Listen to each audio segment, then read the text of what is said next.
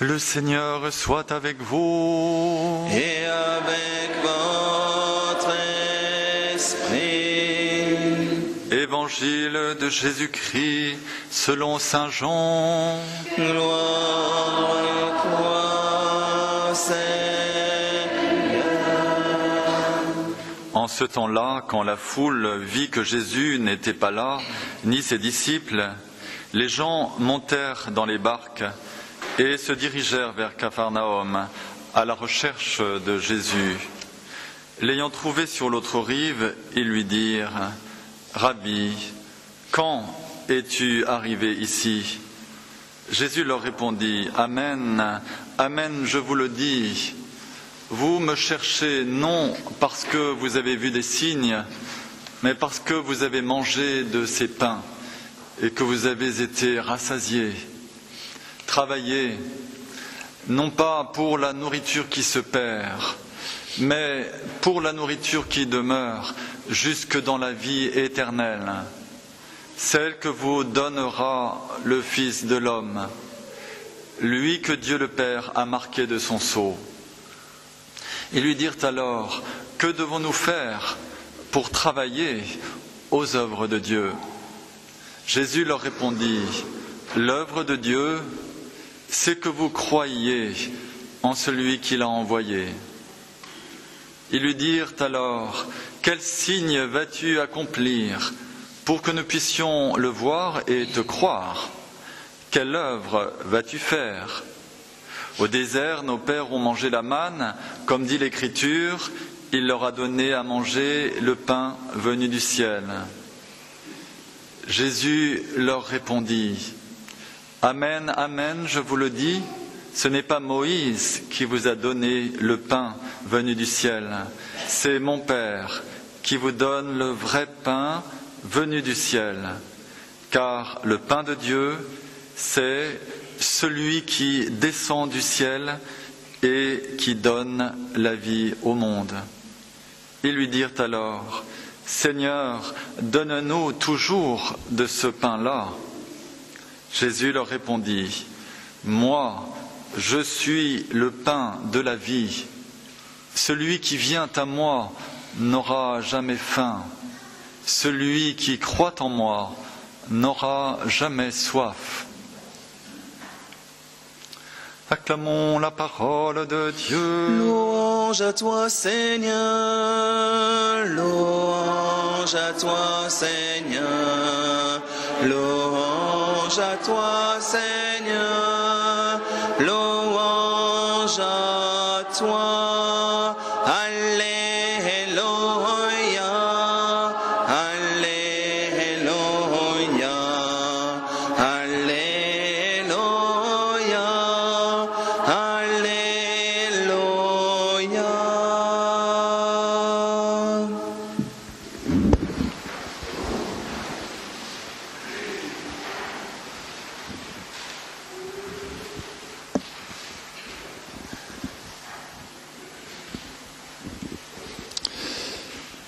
Voilà, alors je voudrais nous rappeler que dans cet épisode, on se trouve juste après la multiplication des pains, donc avec 5 pains, 2 poissons, vous vous rappelez, Jésus a nourri 5000 hommes, sans compter les femmes et les enfants. On a dit la dernière fois, ils étaient peut-être à peu près 20 000. Bon, estimation.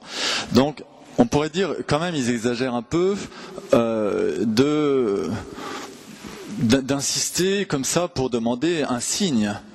Alors, il faut comprendre qu'il s'agit de juifs. Et dans la tradition rabbinique, on rapporte que dans les temps messianiques, le miracle de la manne, c'est tous les jours. D'accord ?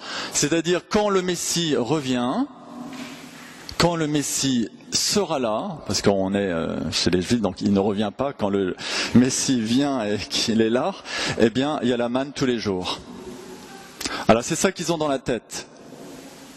C'est bien, on a mangé hier, gratuitement, donc, et aujourd'hui alors. Alors, en fait, il y a ici tout un travail de Jésus qui va nous faire comprendre ce qu'est cette véritable faim, cette véritable soif qui habite le cœur de l'homme. Et finalement, par le mystère de cette fameuse nourriture spirituelle, nous allons avoir un enseignement sur qu'est-ce que l'homme. Bon, soyons directs, si nous étions des animaux, notre bonheur, ça serait d'avoir notre pâté tous les jours et que ce soit vraiment très bon et que notre niche soit vraiment très agréable, afin qu'au niveau matériel tout aille bien, quoi. Le bonheur des animaux. Nous sommes habités, frères et sœurs, par une autre faim, une autre soif. Et c'est vrai que le lieu du désert n'est pas seulement le lieu de la faim et de la soif matérielle, mais c'est le lieu où nous allons nous retrouver comme dépouillés. Déjà les prophètes l'avaient bien compris, pensons à Osée. Dieu parle par la bouche d'Osée, il dit « Je te conduirai au désert, et là, je parlerai à ton cœur. » Parce qu'au désert, tu vas ressentir la faim et la soif, mais une autre faim, une autre soif.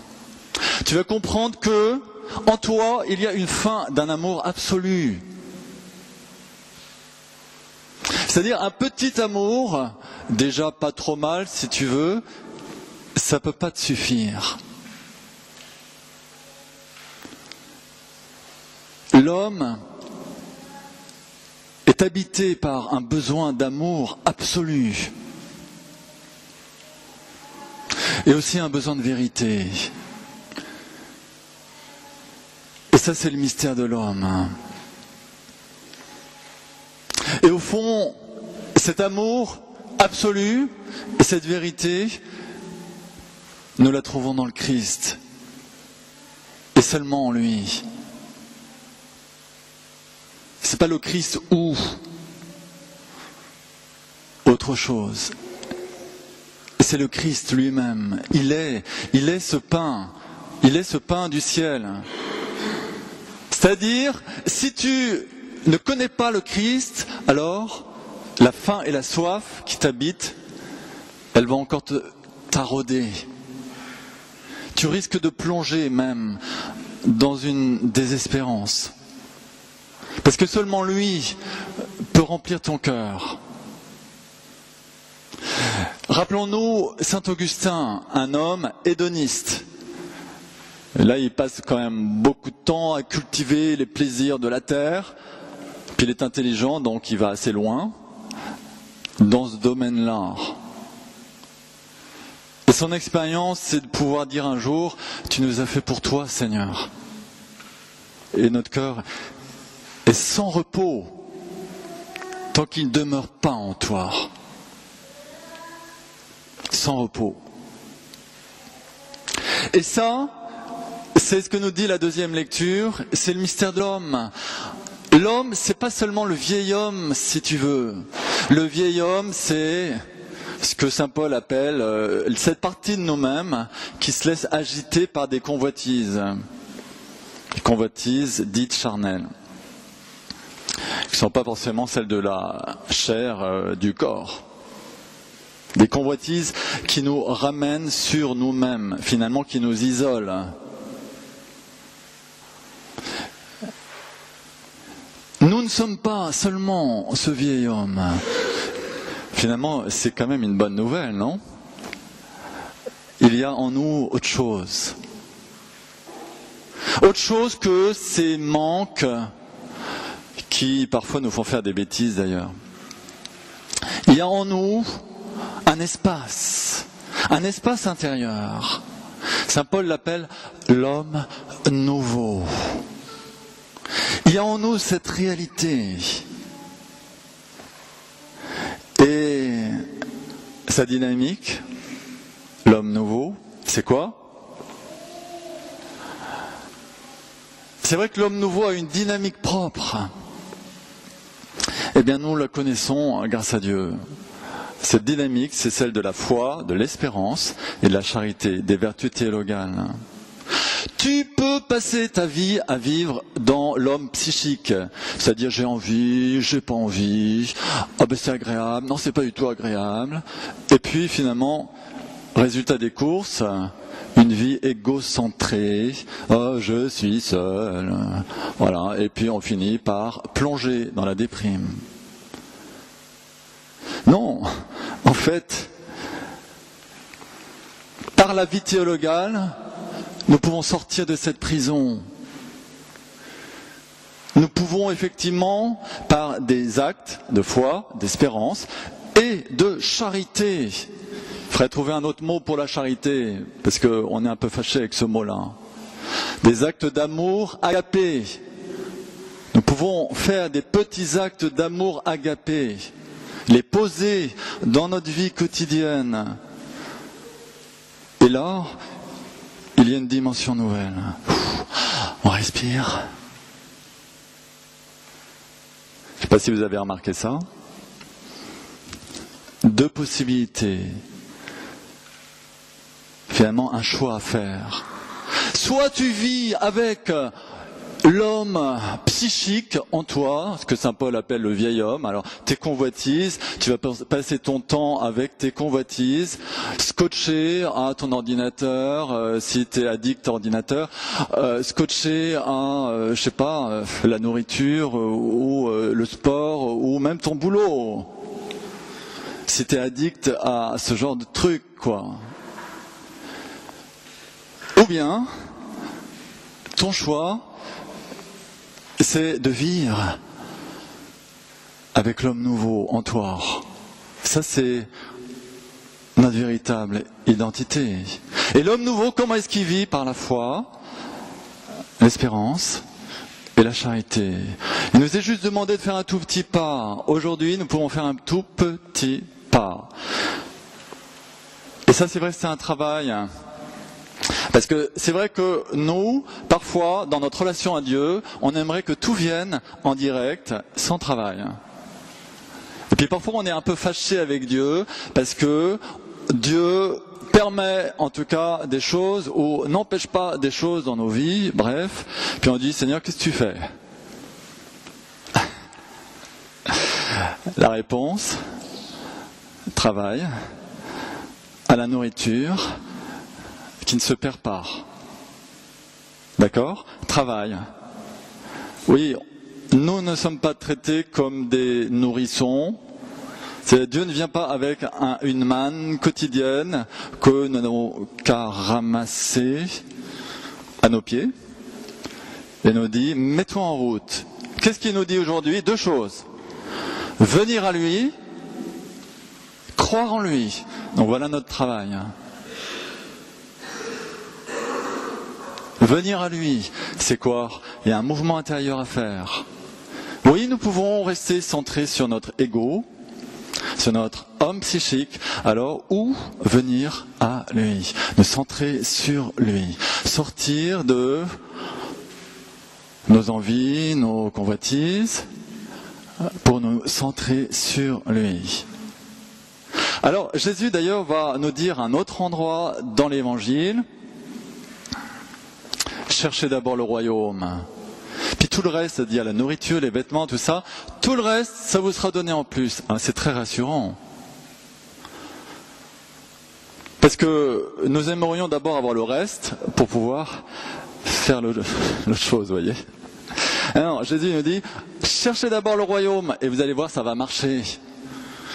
Vos besoins fondamentaux, ils vont être comblés.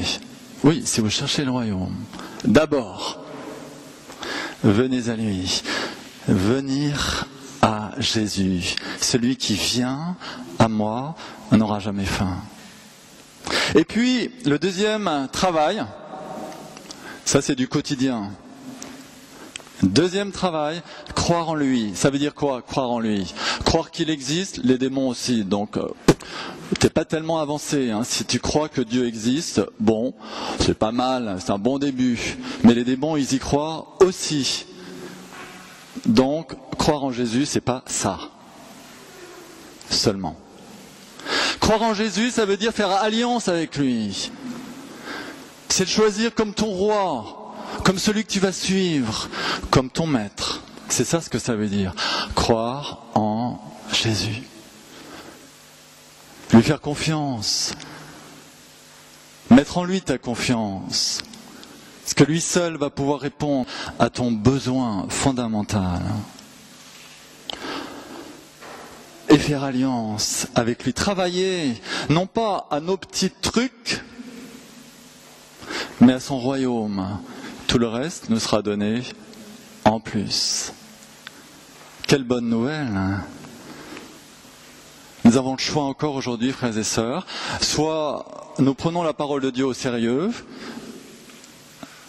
et il risque de se passer quelque chose d'heureux pour nous, soit nous laissons couler ça encore comme sur les plumes d'un canard.